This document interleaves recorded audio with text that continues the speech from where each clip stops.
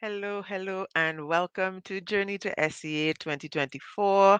I am your host, Shellyanne Edwards Barron, a creative writing specialist, here to talk to you today about report writing and narrative writing, as I do every week, starting, I think, about 4 weeks ago. So we are on our journey to SCA 2024 creative writing. Now, today's session, we're working on facts and the story structure. And as usual, I'm going to start with the report writing and dealing with facts. But before I get to that, if this is your first live. This is actually episode 5. And if you would like to get the previous episodes, you can check in with SEA, the Peacefield Approach. That's the Facebook group that I'm an admin. And I post all the lives there, so they're archived in the media section. And you can also check on YouTube, Wood Coach Limited, check out the lives. And you can also visit my Facebook page, Wood Coach Youth, or you can visit my website, Wood Coach Limited, that's woodcoach.com. And there is a tab named Journey to SEA 2024. On that tab, you would find all the previous videos archived, as well as the study schedule and the presentation schedule. So there are two schedules, one for report writing and one for narrative writing. So if you haven't already gotten a copy, make sure to get a copy of those. They're also available at the in the Facebook group SEA, the Peacefield Approach. All right, so we're dealing with facts today. And let me get my slides up because I realize, I talk a lot about multisensory learning. And of course, multisensory learning means having, multiple interactions with the material when you're working with students.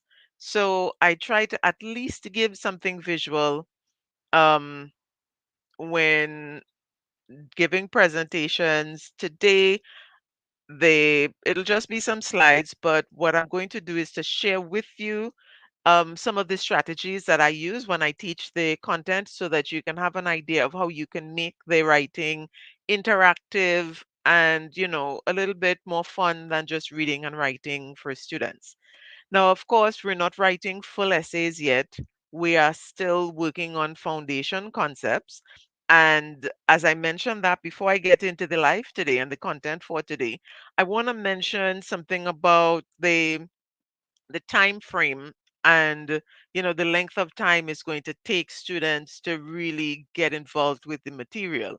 Now, I know there are some parents and teachers who are quite anxious about performance of the students they're working with, and at this point, if your child is scoring anywhere between 5 and 10 out of 20, you might be a little bit panicked thinking, we have so little time and how am I going to get all this done and all these things. So let me say two things. One, a child who is scoring under 10 at this point, it means that they're missing foundation concepts. Any child getting under 10 or 10 and under, it means that there are some things about report writing and narrative writing that they simply do not understand. So, this is not a situation to panic. It's also not a situation to give more practice. What needs to happen is that an assessment has to be done on the child's writing so that you can identify what areas are the problem areas and the challenges. You may find that there are sentence construction issues. You may find that the child doesn't understand the format or the structure of a report or a narrative. You may identify, for a narrative, the missing descriptive elements. For the reports, they may not have enough information or exposure to come up with ideas for putting the information in the report. So is not really a time to panic because we have, let's see, at least 42 weeks left. And 42 weeks is a long time. That's if my maths is mathsing. I think when I designed the program, I got 49 weeks and we're 5 weeks in. So we should be about 44, 42, 44, just in case I missed a week or two. But that's a long time to get a student from where they are right now to writing awesome reports and stories. But it's not just a matter of giving them more practice, giving them prompts for them to respond and that kind of thing. You really do have to understand what is the cause of the challenge and where the child needs the support. And that's why in the beginning of this series, I am going through a step by step approach of the foundation elements, because now is the time to figure out where the child needs more support and be able to give that support. So I start with the foundation with all my students, those who are proficient as well as those who are not so proficient. I start at the same point because everybody needs a reminder of these things. And as I work with students, if the student is proficient, they pick up quickly. We give the feedback, we get some practice, and then we move on quite quickly. If the student is having some challenges, that's when, we dig a little deeper, figure out exactly what's causing the challenge, and then work toward addressing it. So, for those of you who are a bit worried about, how the child is scoring at this point, this is the point to discover why that is happening and then be able to move on. And I'll give you an example. I mentioned it during I think it was the first or the second episode, but I'll say it again just to encourage you and to let you know that there is more than enough time to go through the steps and get students to the point where they need to be with the creative writing. I had a student who was not scoring well at SEA, well, at the end of standard four, which is the time that we are in now. And it was, her scores were low to the point where her teachers were considering keeping her in standard four. They wanted to keep her down in standard four. And after I went through, some assessments with the child and I spoke with her mom, I said, listen, we have enough time. The child is willing, she is learning, and she is progressing. It was just not at the point where the teachers were happy. So I convinced the mom not to have them keep her down. And we continued, we worked through the July period. We even took a break in August. So I assigned her a few things to do. I think we had one or two sessions in August. We had at least a 3-week break. Then we continued in September, and her scores went up, and we kept diligently working step by step, going through the foundation concepts. And then when January hit, she was fully proficient with the foundation concepts. So then we switched strategy and we began reviewing her work in more detail. So we were working with a feedback loop from January. But up until the end of December, we were still working on our foundation concepts. And I will have you know that that young lady was very excited. She visited me at my office. And I know most of my classes are online. But she called and she said, Miss, I need to see you. And then when she came, she showed me her paper. She was going into the exam, and this was like the week before the exam this year. She did the exam this year. The week before the exam, she showed me she was scoring 20 out of 20 in reports, and 18 out of 20 was her average score, but she did peak 19 and 20 as well with the narratives. So, and this was a child that the teachers were unhappy with her scores at the end of standard four, and the only reason that she was able to do that is because we took a step by step approach. So at this point, students are still exploring and they're still learning the concepts. So they're not going to be able to perform at 20 out of 20 or even 18 or 16 if it is that they have areas that they need to work on. So the idea is identify the areas that the child is struggling and work on supporting those areas. As we go through this series, I'm going to show you many different strategies that you could work on. If it is your child is struggling in a particular area and you're not sure what to do, send me a message, contact me through SCA Peacefield Approach. You can search for my name, Shelly Ann Edwards Barron, on Facebook, direct message me. You can send me a WhatsApp 7174993, and I would be able to give you at least some guidance on what you can do working with your child. And certainly, of course, keep following the series because I will be sharing as much as I can to give you that guidance and support with the development of creative writing. So that was an aside, and I thought I really needed to mention it because in the SEA Peacefield group, I noticed this week there was a comment on a parent was saying that her child is scoring 10 out of 20, and it's the end of standard 4. She was hoping for a little bit better than that. And I know there was also mention of that in another of those of the SEA development groups that I'm a member of. So I know there are parents who are panicking, and teachers who are thinking students should be scoring better by now. Yes, if the child has the foundation, they could be, but if they don't, it's not a time to panic. It's a time to say, all right, what are the issues? What do we need to work on? And then create a systematic schedule for working on it and developing it. And if you're not sure how to deal with that, my schedules are in SEA Peacefield. They are on my website. You can download, and you can always shoot me a message to let me know, and I'd give as much guidance as I can. Okay? So forgive me for the aside, but I thought it was really important to mention that. I know writing on a whole has a way of inducing anxiety. So that's why I'm doing this live to let you know what you can do, strategies you can work on to really help you develop your child's creative writing. All right, so let's get into it. Let me share my screen.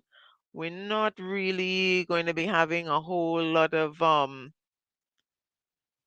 the graphics and stuff today. I kind of put together a lean presentation. So this is what we're starting with, focusing on the facts. Now, of course, if you're going to be focusing on facts, the absolute first thing that needs to happen is a definition of what a fact is. And I know you might be thinking, all right, yes, now students should know, and everybody should know, but here's what. There's a whole lot of misunderstanding about what a fact actually is. And well, between you and me and the whole internet, when it comes to facts for reports, one of the reasons students have a whole lot of trouble is because, I mean, when you think about it, they're kind of making up the whole thing. So here we are telling them, you have to stick to the facts. But miss, I never witnessed an accident. Sir, I never see anybody get bullied. That's all right. Make up some facts. And then we're telling them stick to the facts, right? So you can imagine how confusing it can be to these poor little kids being told stick to the fact. The fact is something that is true. And then they have to make it up so it's not true. So that in itself can create a little bit of a dilemma for the students. So the definition for facts that I like to use, which I think sort of addresses some of that inconsistency, if you want to call it, when it comes to the kind of report students have to write for SE, is the fact that when we're talking about factual statements, we're talking about statements that can be verified, they can be proven either true or false. So, pretty much, this is something that you can check. And when we talk about checking it, we're talking about checking it through our five senses. So, we're looking at very practical data, very practical details. Now, the opposite of that, which would be the opinion, is something that can't be verified because that's something that, that's what people feel. That's what they create a judgment, they come to their own conclusions. And so sometimes students have some challenges with understanding, what facts are because, I mean, if everybody agrees, then it's a fact, right? Well, no, it's not a fact.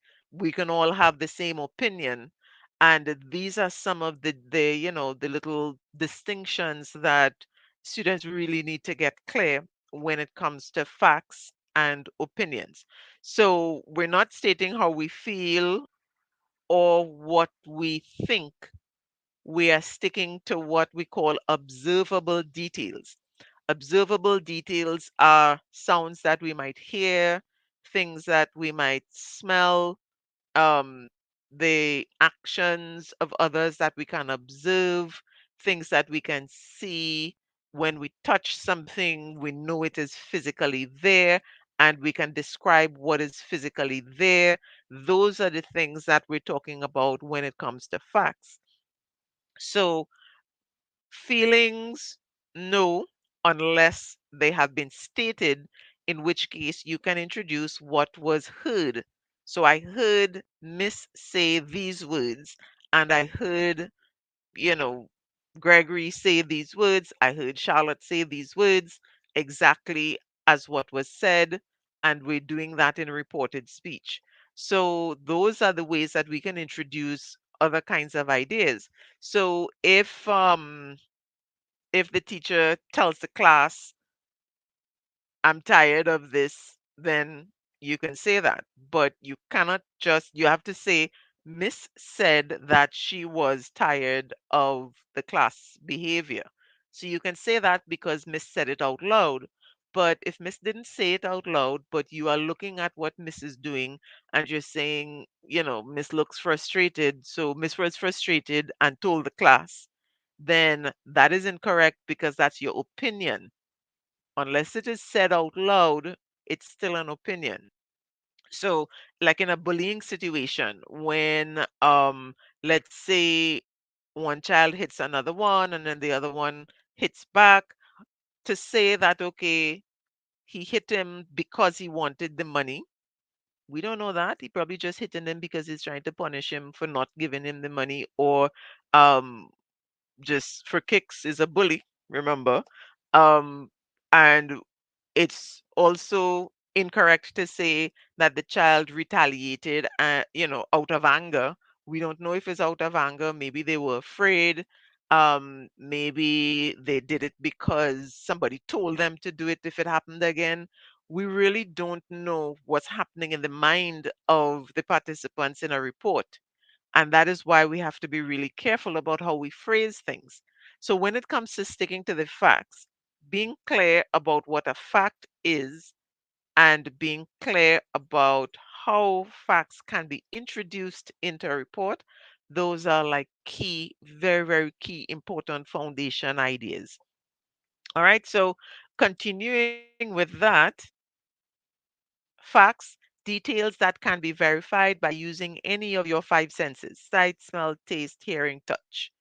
So if you could verify it through any of those, then you can use the information, but you do have to be careful that while you are verifying it, you're not making assumptions for your verification. So I know lots of people ask about colors. Can you include colors in a report? Sometimes colors are important. Now, remember the golden rule with including information in reports is it relevant and is it helpful to the reader? So sometimes colors may be useful, sometimes not. So let's say like you're reporting on a vehicular accident, mentioning the colors of the cars so that you can distinguish both vehicles could be useful, but we don't want to hear things like, like chartreuse.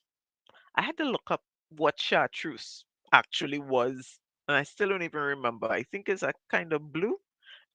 Anyway, but you don't want to use all these fancy names of colors because when you get to that point, that is going to be an opinion because people see colors differently. So sticking to basic colors, blue, red, yellow, black, that those kinds of colors, gray, basic color names, then that could work because you're trying to distinguish in the vehicles. And of course, what I always tell students is you're making this up. Don't make it complicated. Simplify your life.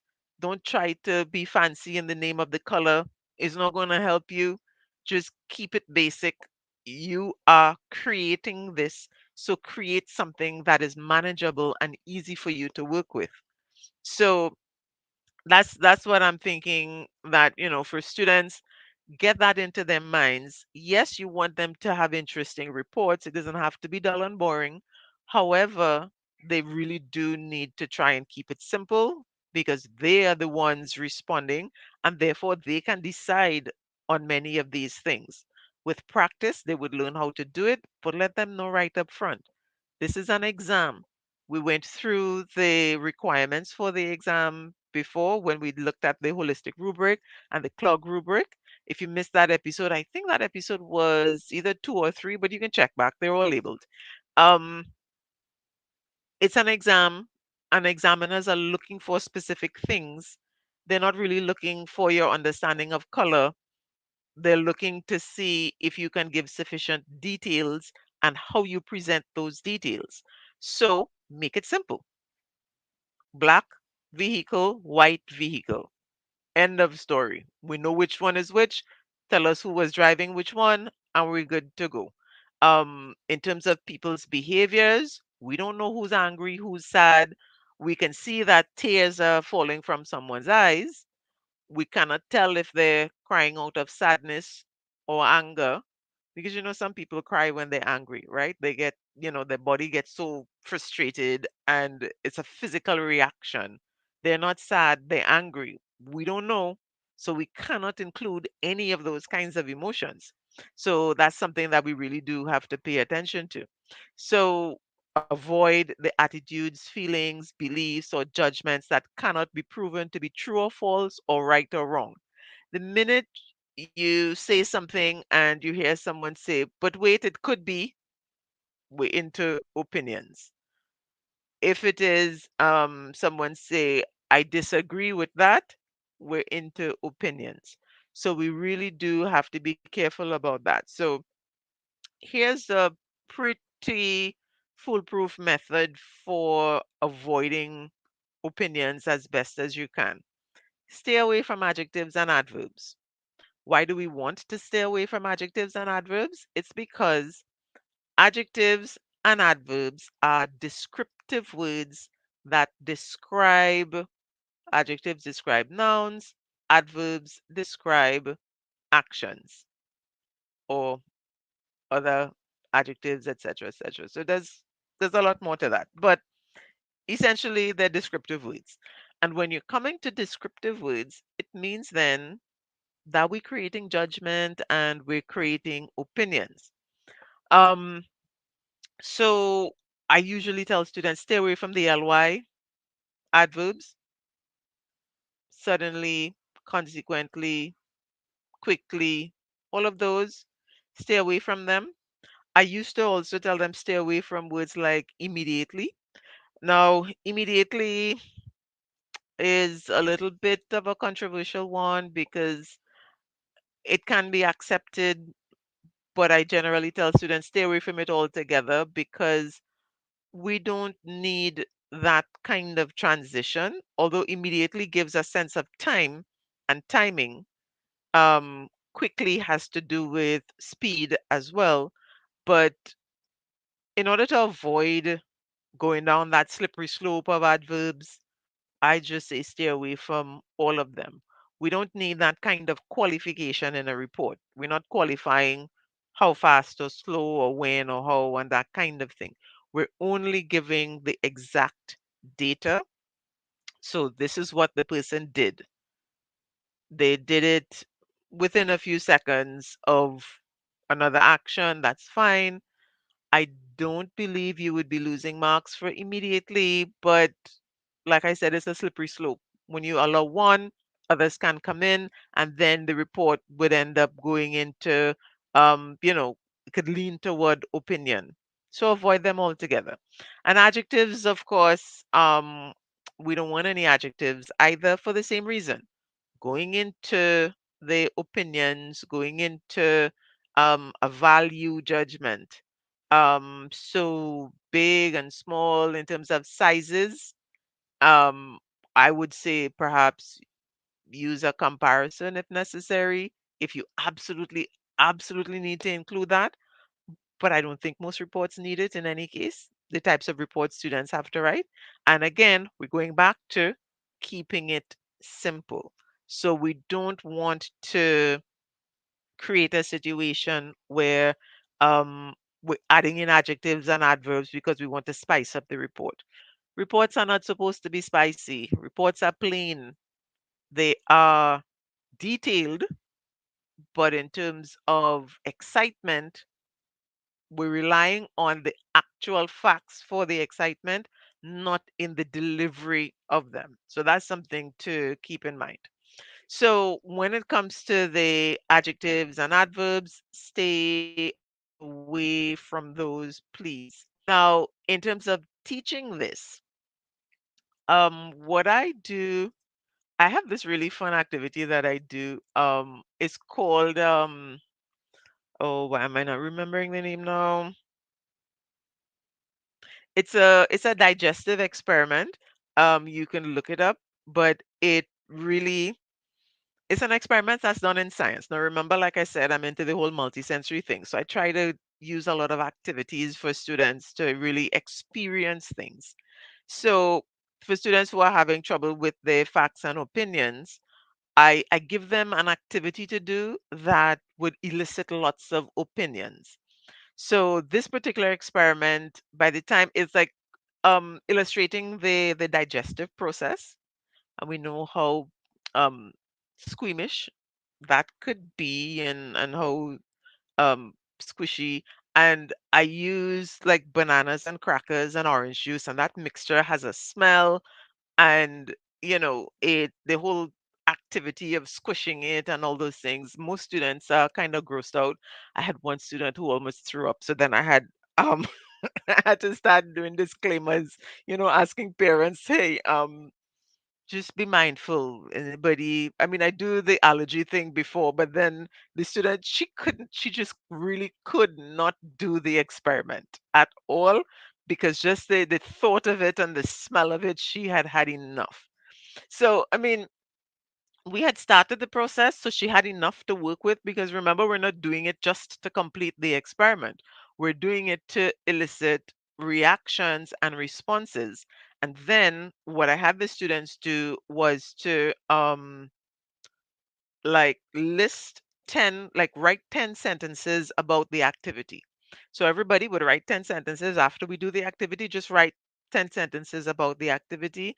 And then we sorted the activities, the sentences, into facts or opinions. And we discussed why some were facts and why some were opinions. And then a follow-up activity to that was to figure out a way how to change the opinions to facts, because you can reword it and make adjustments to make it be more of a factual statement, even though you start off with an opinion.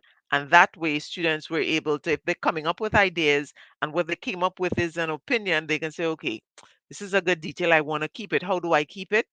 Convert it into a factual statement by making certain adjustments. So we went through that process, and that allows them to see how they think. And I mean, we did that activity before discussing, the definitions and so on. So we'll do the activity, then we will talk about facts and opinions and ask them to write their sentences first. Because what you'd find, I mean, students are smart, they clue into what's happening immediately. So when I say 10 sentences, they try to write their sentences like facts from the beginning.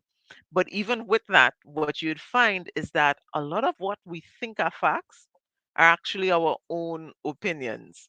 And that is something, even as adults, it's not so easy to stick to the facts. And we have people spouting opinions and claiming they are facts simply because everybody else agrees. It just means that everybody has the same opinion. That does not make it a fact. So that whole process really gets them to see the difference. And then the next step would be get a report from, let's say, a newspaper article. And newspaper articles are notorious for being sensational while claiming to report facts. So just because it's in a newspaper doesn't mean that it's automatically going to be facts. And that is something to really, really look into. So newspaper articles are beautiful for doing this kind of activity. And it also, when you do that by looking at a newspaper article or several, you clue students into the process of being critical about what they read. So all of this actually contributes to reading comprehension as well, even though it's not a direct reading comprehension lesson. And this is another part of multisensory learning. It tends to be integrated so that you get quite a lot done when you work on your objectives that way. So start with an activity or experience that is quite likely to elicit opinions. Have students write a list of what they believe and what they're thinking and just their thoughts on the activity. Sort them and then follow up with discussion as well as, cutting out newspaper articles and responding to those. So that's like a whole lesson there on facts and opinions. And it would usually take, like, in a classroom, you'd need like one session per thing. So you might end up with doing that. Um, you do the activity, then the writing, like 3 or 4 sessions working on this. But trust me, it is worth it laying this foundation because believe me, you are going to have to repeat this and remind students, hey, remember when we did so, so, so, and that was a fact. Remember this? And so they have something to recall and something to work with that's tangible so that they can remember what is needed. But you are going to have to remind them several times. It's not a one time thing, is just laying a really good foundation so that you can have something to tack back to and get the students remembering and recalling and making sense of what's happening as you continue with facts and opinions. All right, so this is like the first part of it, and it might take a week or two to really get into it. If you do some writing every week or every other day, you can get through it a little bit more quickly, but this is just the first part. Next week, we are going to be continuing with the formal language and what that means, because facts and formal tone are not the same thing. They are very related, intricately entwined, but they are not the same thing. So when we talk about keeping language formal, we're not just talking about the facts. But that's next week's session. So we'll continue with that. Feel free to ask your questions about facts and opinions. If you have any, put them in the comments. That would be great. And thank you as I'm pausing here before I go on to the report, to the narrative writing. Um, Thank you for those of you who are able to take in the live, for those of you who are looking at one of the recordings. Thank you very much for taking your time. I hope the sessions are useful. Please, it helps me a lot knowing that the sessions are useful. I know, just every episode, just drop me a line. Yes, this was useful. You don't have to say too much. Just let me know it was useful so that I don't feel like I'm talking to the screen and just, sharing things that people aren't being able to use.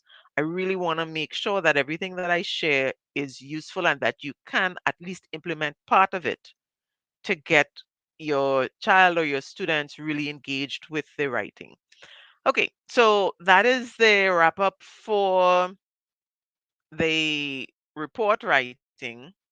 And for the narrative writing this week, we're moving on to what I call the 6-part story structure. Now, if you recall last week, we looked at what plot was and why it's important for students to understand plot with narratives. Now, people ask me all the time, students, teachers, parents, how long should a narrative be? How much writing should students engage with? I had one student tell me her teacher says they have to write 6 paragraphs, and each paragraph should be about 6 lines. At least I think it was 6 lines and not 6 sentences. I don't recall exactly, but I know she said 6 paragraphs. Um, and I tend to agree with that 6 paragraph structure. However, when we get into narratives a bit more, you'd realize that paragraphing is very subjective in a narrative. It's not like how paragraphs are developed in a report. in a report, you have what we call the kind of topic sentence structure. We have like a main idea and then supporting details. And that's how you can get that 5 paragraph structure, very neat and discreet. And, you put certain details in each paragraph.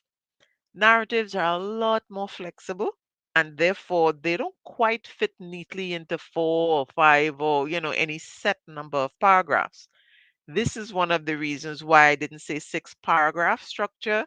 And when I teach my 12-point plot development, that is what I teach for the narrative structure. I don't teach 5 paragraphs or whatnot. They're really meant to be working with plot and not the paragraphing so much when it comes to narratives. So when I talk about that 6 part story structure, we're really looking at the different aspects of the story that need to be present in order for the story to be complete and effective. So let's see what those 6 parts are. Did I type all 6? Yes, I did. Um, so part 1 is the context, which when we looked at the plot last week, that would be the exposition. So it actually it's like a combination. Okay, so let's add to that. Let's say beginning and context, right? All right, so let's match the terminology. Begin and give context. Yes, I'm more comfortable with that. Yeah, my editing comes in now and then, and I have to double check, is that written correctly? But yeah. So, all right. So part 1 is that you begin and give context. What does that mean? Hook and tell us who the characters are, what's your setting, why are characters where they are, what do they want, kind of thing. So we're kind of establishing, who's in the story, where are they, what's going on. That's part 1. Then in part 2, you want to begin the conflict. In the 12-point plot development, this is called the complication, where characters kind of want something, and as they're going after it, somebody says, "Oops, pull brakes, roll up, stop." Mm. And then, well, how do we say it? And that's when the fight began. So yeah, that's kind of like how you introduce and begin the conflict there. And then we have to develop the conflict and then develop it further. So this part here, points 2, 3, and 4, this is where we actually get the rising action. So exposition happens here, part 1, but your rising action has 3 parts. And this is one of the issues that I see a lot of students having with their writing. They have one conflict and then they describe the heck out of it, and then we resolve it and we move on.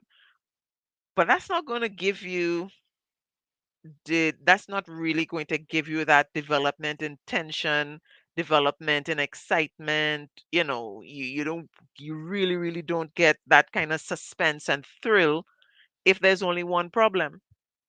So the key to narrative writing and the key to getting that rising action is to have 3 points in the conflict. And those 3 points can be 3 different conflicts making things, continuously worse, or they could be one problem that every attempt to solve it makes it worse.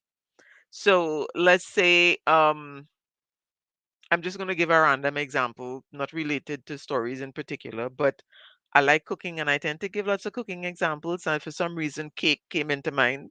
Maybe I'm going to go look for some cake after this presentation. Um, but imagine you're mixing a cake and you put in some ingredients and it's a problem, things not going well for mixing your cake. And rather than starting over, creating a new batch, you try to fix the one that you have. So you keep adding things to it. and the adding of the things because you can't take them out makes things worse.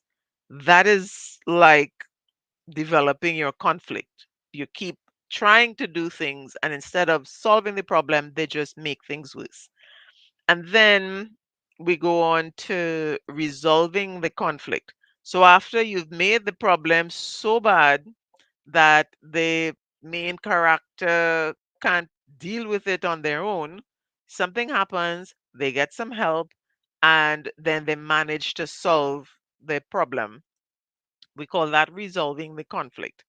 And after the conflict is resolved, that is not the end of the story. Remember, this particular type of story follows a certain structure and is also for an exam. So there is that need for completion. And that completion is settling into what I call the new normal. This is in the plot as we looked at last week. This would be the resolution.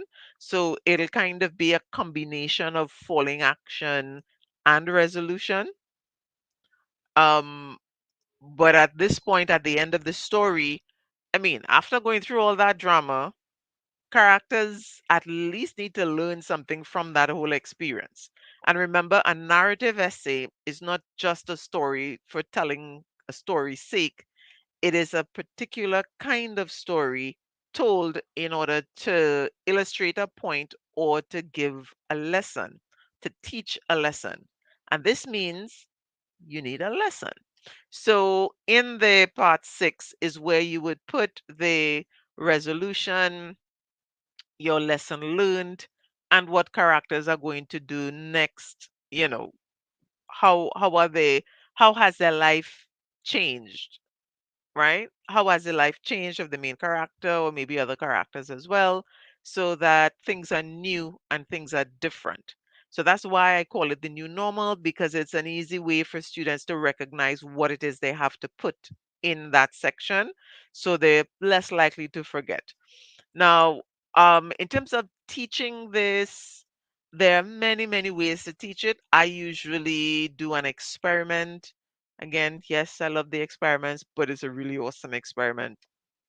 Um, so I use popcorn and water and club soda, and we do a little mixing things, and then we observe and we make notes and so on. So there are lots of different ways that you can teach the plot. Another way is to work with comic strips.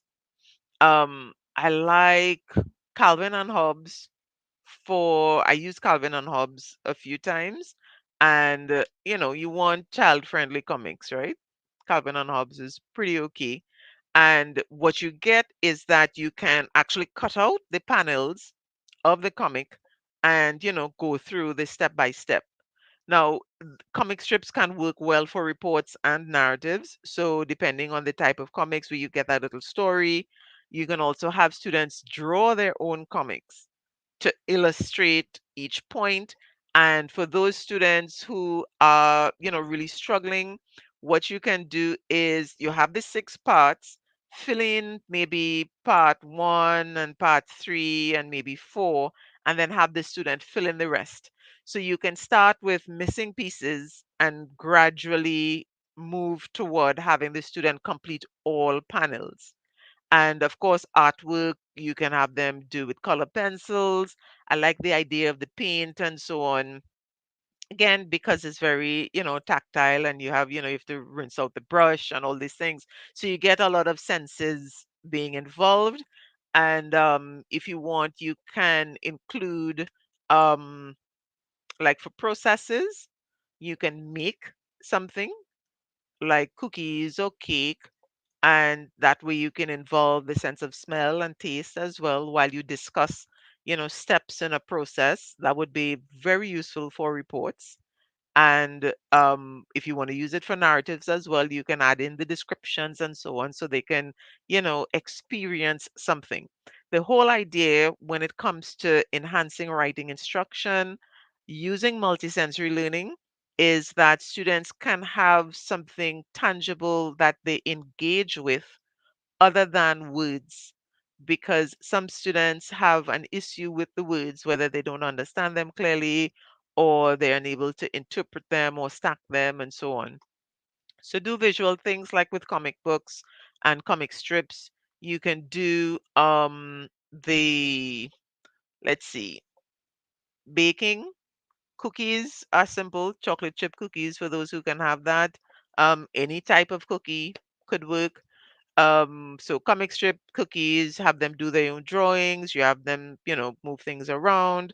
You can even play games where you have different parts of the story written out. So instead of saying beginning, you have an actual paragraph that is the beginning of the story.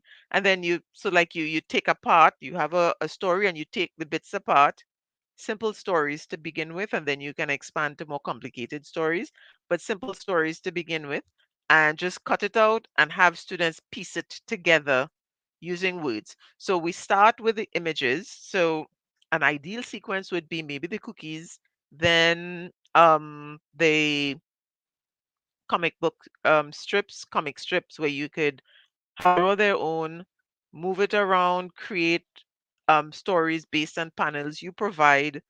Then you can have students use text only but cut out, so there's still some movement and manipulation. And then you move toward having them create their own from scratch using the prompt. So we don't start with give them a prompt and let them write. We're starting with having them interact with the information and the structure so that they can see how things work together, and then move toward having them create their own. So we're always starting by providing information, by going through the discussion, doing the activity, or you can do vice versa, and then moving toward the creating their own. And by the time they get there, they would have a much better understanding of the format and the structure and how things work, so that they would be able to understand how to put things together. And then you would find, depending on how your student responds, some students are not able to write more than 4 paragraphs. So rather than telling them, hey, you have to write six, tell them you need 6 parts. So, in your 4 paragraphs, where are you going to put all these 6 parts? Paragraph one might be part one, paragraph two could be parts two and three, paragraph three could be four and five, and then paragraph four could be part six. So, you have them decide how they want to arrange their information within the number of paragraphs that they write. And that way, students would feel more empowered that they have control over what they are writing, and they're more likely to produce better and come up with their own ideas that way. Because we're not trying to get them to memorize something that only works in one context. We need them to get a formula that they can apply to different contexts. And that's what we're really aiming for. So this is the 6 part structure, and I teach it as part of that 12-point plot development formula that I have. And I'm so excited that I decided to do the flashcards and a poster and, record the experiment, because in the time that I've been teaching creative writing, I recognize that many students, even those who are really good at descriptive writing, struggle with keeping their stories effective for SEA, simply because the structure that they have to work with isn't quite clear. So I spoke with one student, like one of my students, she was telling me that I asked her, tell me what you know about plot. Because at this point, most students should have at least heard the word plot and understand a little bit about what plot is. And she said, well, miss, I don't remember too much about plot. We did that since standard three and we don't study plot anymore. I said, but you're writing a story though. What you mean you don't study plot anymore? The plot is like the core of your story. So if you're not thinking about plot, how can you actually be writing a story? And so I feel like students and some teachers are giving students the impression that you just write your story because you have the ideas, but that cannot happen if students don't thoroughly understand how those ideas are supposed to be connected. And that's where plot comes in, because plot is conflict reaction, conflict reaction. Part one, I get to know who the story is about and what's going on. Part two, conflict starts. And then how does the character respond? Part three, more conflict, real drama here, boy. How does the character respond? Part four, no, this time is just too much conflict. They're not getting out of this. But I'm reading more because I want to see if it, obviously it's a story. They have to get out of it. So my excitement in reading is to figure out how. And then we get the resolution. And then after all of this, what does the character learn? What can the reader learn from the whole situation? So plot is much more important than many people realize. And that's why I spend such a long time getting that foundation understanding. What is plot? How is plot developed? How do you work on plot development? And I have a worksheet and all those things because there is a step by step approach to this.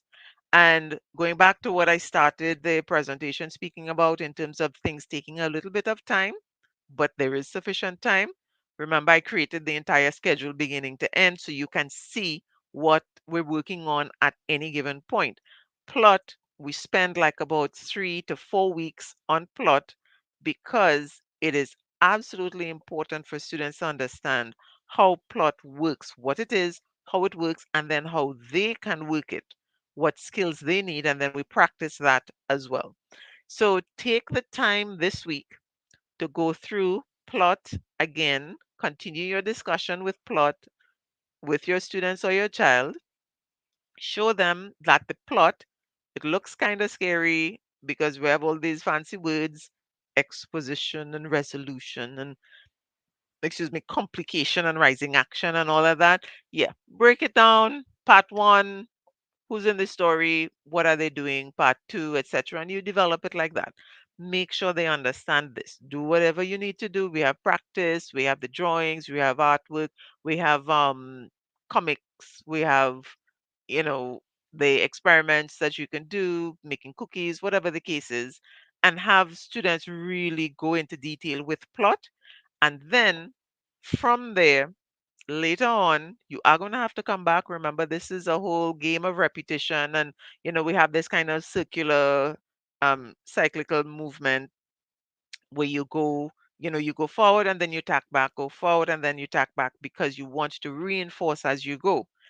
And this is just the foundation. And the same way with the report foundation, next week we're going to be building on this. So, conflict, etc. What does that look like? How can we introduce it and some of those things. All right. So I hope this was helpful in terms of understanding plot. And yes, I've said the word plot. I should probably do a recording and see. I probably said it like about 25 times already. It's that important. Take it from me, it's that important. And chances are, many students who can actually write well are not performing at their best because they have issues and a limited understanding of plot and going through the different steps in the plot. So you can check your students' writing when it comes to narrative, check your child's writing, and see, do they have these 5 sections? Do they have effective rising action, which is where I problem is usually with rising action and how you get from rising action to climax, which would be five. Climax would be around five, part five. But there's something that comes between 4 and 5 that many people don't understand, and stories don't connect and they don't make sense because of that. So, um, let me know if you're interested in getting a copy of the 12 point plot development. What I'm putting together is a package with some flashcards, a poster, the activity with the experiment that I use with my students. I'm also doing a video of that experiment so you can actually see what it looks like. So I'm putting that together. So if you're interested, send me a message. Let me know. I'll put your name on my list so that when they are available, and fingers crossed, they would be available I'm hoping I'm supposed to get the proof copies this week for those. So yeah, let's aim for month end with that. But it's in process because I realize these are areas that far too many people are misunderstanding. So we need to have, remember, multisensory learning, we need to have multiple points of contact so that people can really understand all the details that are happening here. All right, so I think that's about it for reports and narratives. Um, and the last thing, of course, I wanted to remind you, learning about writing can be fun. Teach the concepts before you start testing. I know lots of students are testing at school, so at home, parents, your job is to reinforce and make sure they get the concepts. If you don't know all of them, that's fine. These lives are meant to help. And even though I don't go into all of the details, you will get the terms and the terminology that you can do a little more research on and get what you need. All right. And then working consistently. Remember that student that I spoke to you about who initially was not scoring very well during the third term of her standard four class and who ended up going into the exam with scores like 20 out of 20 and 18 out of 20. She worked consistently. So I worked with her once a week. We had like an hour and a half session on a Sunday, and then I checked in with her on a Wednesday for like a half an hour just to see what was going on. And she did the work in between.